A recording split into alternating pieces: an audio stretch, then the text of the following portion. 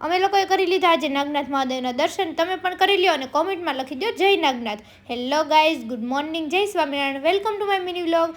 સવારમાં રૂમમાં બધા નાસ્તો કરે છે અને આ બાજુના રૂમમાં જોઈએ તો એ લોકો રેડી થાય છે અને અમે લોકો નીકળી ગયા ઇન્ટર્નશીપમાં જવા માટે.